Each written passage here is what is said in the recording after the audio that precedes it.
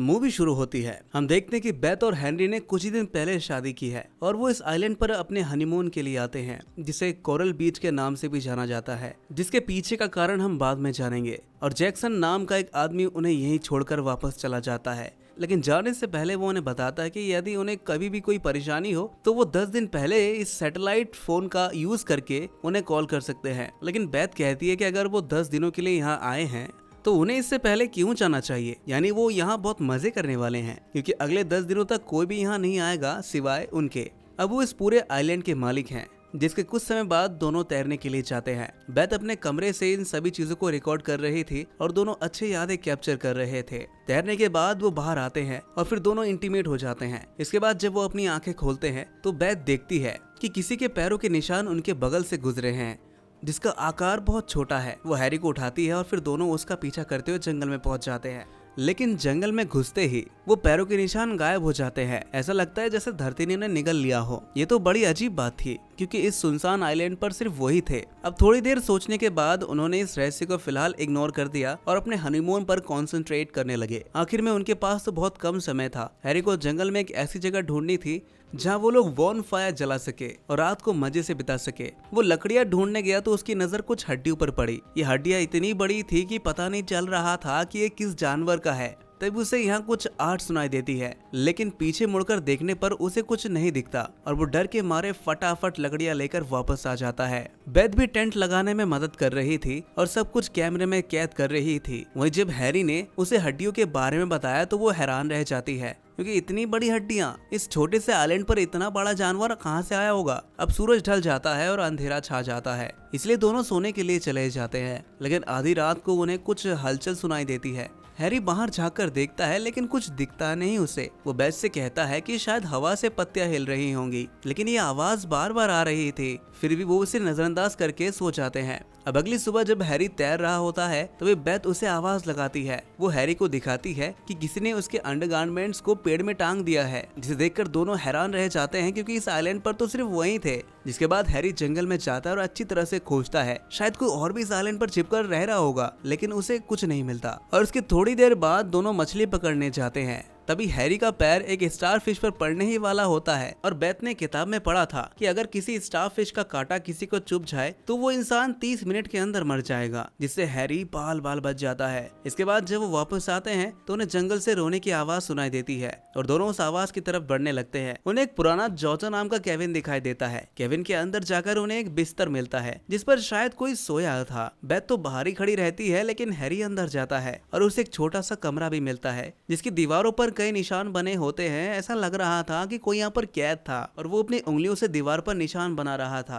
तभी हैरी की नजर दीवार पर एक ड्राइंग पर पड़ती है। उस ड्राइंग में एक लड़की भाले से किसी आदमी को मार रही थी। ऐसी कई और तस्वीरें दीवार पर बनी हैं। तभी एक चूहा दौड़ता हुआ आता है और हैरी डर के मारे चिल्ला उठता है। जैसे ही हैरी बाहर आता है उसे बेथ की आवाज सुनाई देती है और वो तुरंत बाहर जाकर देखता है कि वहाँ किसी की कब्र है और कब्र पर कोरल नाम लिखा है, जिसे देखकर दोनों हैरान रह जाते हैं कि आखिर ये कोरल कौन है और ये लड़की यहाँ कैसे पहुंची। उनके सवालों के जवाब तो अभी नहीं मिलते, लेकिन जल्दी उन्हें एक ऐसा राज पता चलता है जो उन्हें हिला कर रख देता है। दोनों अपने टेंट में वापस आते हैं। बेथ अपनी रिकॉर्डिंग देखने लगती है, लेकिन अचानक उसकी हंसी गायब हो जाती है। वो देखती है कि किसी ने उसके सोते हुए वीडियो बना लिए हैं और वो भी उन्हीं के कैमरे से। बेथ डर जाती है और यहाँ से जाने की जिद करती है। हैरी उसे समझाता है कि ये शायद किसी बच्चे की शरारत होगी, लेकिन इस वीरान आइलैंड पर कोई बच्चा कहाँ से आया होगा। जिसकी थोड़ी देर बाद दोनों आदिवासियों की तरह कपड़े पहनकर खेलने लगते हैं। खेलते खेलते वो फिर से उसी केविन के पास पहुंच जाते हैं, लेकिन अजीब बात ये थी कि केविन इस बार दूसरी जगह पर होती है, लेकिन वो इस पर ज्यादा ध्यान नहीं देते। तभी हैरी को कुछ आवाज सुनाई देती है और वो समुद्र किनारे जाता है और देखता है कि दो लोग बंदूक से शार्क का शिकार कर रहे हैं। जिसके बाद वो वापस अपने टेंट में चला जाता है। हैरी को भी इस आइलैंड पर रहना अच्छा नहीं लग रहा था। उसे लगता कि कोई उन पर नजर रख रहा है। वो और हैरी खाना खाकर सोने चले जाते हैं, लेकिन अचानक आधी रात को फिर से रोने की आवाज आती है। हैरी डर के मारे उठता है और बेथ को साथ लेकर उस आवाज की तरफ बढ़ जाता है। वो फिर से उसी केविन के पास पहुंच जाते हैं, लेकिन इस बार केविन का दरवाजा खुला होता है पर अंदर कुछ नहीं होता, सिर्फ एक किताब पड़ी थी। जब हैरी बाहर देख रहा होता है तो वो कैरल की कब्र के पास एक पत्थर रखा हुआ देखता है। कब्र पहले से ज्यादा अच्छी लग रही होती है। उन्हें लगता है कि शायद वही दोनों शिकारी आए होंगे और उन्होंने कब्र को ठीक किया होगा। उस रात दोनों ने टेंट के बाहर सोने का फैसला किया। हैरी चाहता है कि अगर कोई उन पर हमला करे तो उन्हें वो पकड़ सके, लेकिन पूरी रात कुछ नहीं होता। सुबह जब बेथ उठती है तो वो देखती है कि किसी ने एक जेलीफिश को मारकर उनके टेंट के पास टांग दिया है। वो बहुत ही डर जाती है और हैरी से कहती है कि उसे यहाँ से जाना है, जिसके लिए हैरी भी मान जाता है और सैटेलाइट फोन निकालता है, लेकिन वो गायब है। उन्हें लगता है कि शायद उन्हीं शिकारियों ने उनका फोन चुरा लिया होगा, इसलिए वो दोनों उन शिकारियों के पास जाते हैं, लेकिन उन्हें अंग्रेजी नहीं आती। हैरी हिम्मत करके उन शिकारियों से मदद करने की कोशिश करता है, लेकिन उनमें से एक बेथ को पकड़ लेता है और उसके साथ बदतमीजी करने लगता है, जिसकी वजह से हैरी और उनका झगड़ा हो जाता है और हैरी बेथ को बचाकर वहाँ से भाग निकलता है। अब उन्हें पूरा यकीन हो जाता है कि इन्हीं लोगों ने उनका फोन भी चुराया है। वो शिकारियों की फोन की तलाशी लेने जाते हैं, लेकिन उन्हें फोन नहीं मिलता। तो हैरी फैसला करता है कि उन लोगों की नाव में जाकर जैक्सन से उन्हें कांटेक्ट करना होगा, और वो बेथ को वहीं छोड़कर वो चुपके से नाव पर जाता है और रेडियो पर मदद के लिए बुलाता है, लेकिन कोई जवाब नहीं मिलता उसे। तभी शिकारी वहां पर आ जाते हैं और उसे बेहोश कर देते हैं। बेथ को भी बंदी बना लिया जाता है। रात में वो शिकारी बेथ के साथ बुरा व्यवहार करते हैं और हैरी बंधा हुआ होता है, वो कुछ नहीं कर सकता था। तभी जंगल से एक आवाज आती है और दोनों आदमियों को लगता है कि शायद कोई उन्हें देख रहा है, इसलिए वो उसका पीछा करते हैं और इसी मौके का फायदा उठाकर हैरी खुद को और बेथ को आजाद कर लेता है। जिसके थोड़ी देर बाद उन्हें गोली चलने की आवाज सुनाई देती है और वो जाकर देखते हैं कि एक शिकारी घायल है और दूसरा उसे अपनी नाव में ले जा रहा है, जिसे देखकर बेथ बहुत ही खुश होती है। अब अगले दिन हैरी घायल शिकारी के खून के निशान को फॉलो करते हुए उस कैबिन तक पहुंच जाती है।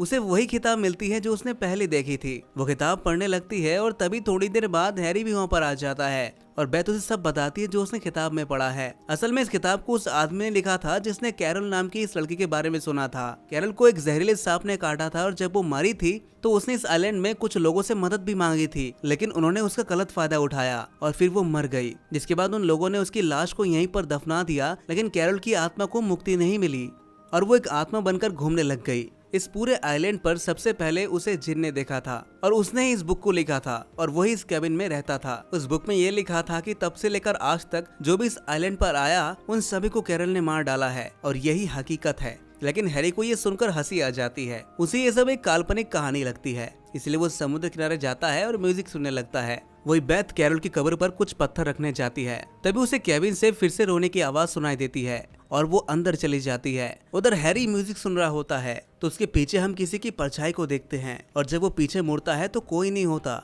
आज रात को बेथ हैरी को फिर से कहती है कि उसे लगता है कि कैरल की आत्मा यहीं पर है, लेकिन हैरी उसकी बात को हल्के में ले लेता है और कहता है कि अगर कैरल की आत्मा यहाँ है तो उसने अब तक उन दोनों को क्यों नहीं मारा। बेथ को ये समझ में नहीं आता कि वो लोग अभी तक जिंदा कैसे हैं। बेथ को लगता है कि जल्दी उसे इस सवाल का जवाब मिल जाएगा। अब रात को जब वो सो रहे होते हैं तो एक बार फिर कैरल की आत्मा दिखाई देती है। हैरी भी उठता है लेकिन उसे कुछ दिखता नहीं। पिछले 7 दिनों से बस यही सब चलता आ रहा है और बेथ बहुत डर जाती है। उसका हनीमून अब एक हॉरर मून में बदल जाता है। उसे कैसे भी करके यहाँ से जाना है अब, क्योंकि यहाँ पर उसे कुछ सही नहीं लग रहा था। तभी वो देखते कि आसमान से एक प्लेन गुजर रहा है। इसका मतलब है कि यहाँ पर जो लोग भी आते हैं वो आग जलाकर मदद के लिए सिग्नल देने की कोशिश करते हैं।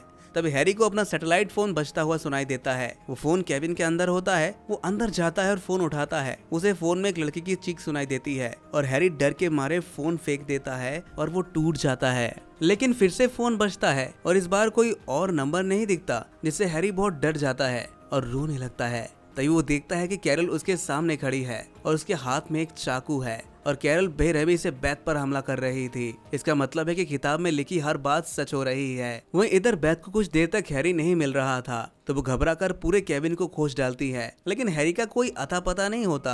और रात को जब वो सोती है तो वो कैरल की कब्र की तरफ देखती है जिसके ऊपर से खून टपक रहा था। किसी ने हैरी की लाश को वहीं पर टांग रखा था। वो ये देखकर बहुत ही डर जाती है और बेहोश हो जाती है। फिर जब सुबह बेथ की आंख खुलती है तो वो कब्र के पास लेटी होती है, लेकिन सब कुछ नॉर्मल लग रहा होता है। कोई लाश नहीं है, ना कोई खून है। अब वो जल्दी से यहाँ से भागने का फैसला करती है। जैसी वो भागती है वो देखती है कि कब्र जो शायद हैरी की है और उसके पास में एक नया गड्ढा खोदा हुआ है और शायद ये इसीलिए ही था। तभी दूर से उसे एक आदमी सा दिखाई देता है जो पानी के ऊपर खड़ा है, लेकिन वो कोई आदमी नहीं बल्कि कैरल है। अब जब वो पीछे की तरफ मुड़ती है तो तभी बेथ का पैर एक स्टारफिश पर पड़ जाता है और उसे याद आता है कि उसने किताब में पढ़ा था कि स्टारफिश का कांटा अगर किसी को चुभ जाए तो वो 30 मिनट के अंदर मारा जाएगा। अब बेथ जोर जोर से रोने लगती है, ठीक वैसे ही जैसे हर रात कैरल रोती थी। कैरल दूर से ये सब देख रही होती है, जिसके आधे घंटे बाद बेथ भी मर जाती है। अब 10 दिन बीत जाते हैं और जैक्सन हैरी और बेथ को लेने आता है, लेकिन वो उन्हें कहीं नहीं मिलता। वो ढूंढते हुए उस कैबिन में जाता है और उसे वही किताब मिलती है जो बेथ ने पढ़ी थी। तभी वो देखता है कि बेथ उसके पीछे खड़ी है, जिसके अगले ही पल जैक्सन भी गायब हो जाता है। यानी अब बेथ की आत्मा भी कैरल की तरह इस आइलैंड पर भटकने लगी है। अब हम मूवी के एंड में देखते हैं कि कैरल और बेथ की कब्रें एक साथ बनाई गई हैं। ऐसा इसीलिए क्योंकि बेथ कैरल का दर्द समझती थी और हर दिन वो कैरल की कब्र पर पत्थर रखती थी, लेकिन आखिर में वो स्टारफिश के काटने से मर जाती है, जिसकी वजह से कैरल भी मरी थी। और इसी के साथ ये मूवी यहीं पर खत्म हो जाती है। तो दोस्तों, कैसी लगी आपको ये हॉरर कहानी, हमें कमेंट कर जरूर बताइएगा और ऐसे ही मूवी एक्सप्लेनेशन देखने के लिए हमारे इस चैनल को सब्सक्राइब जरूर कर लीजिएगा।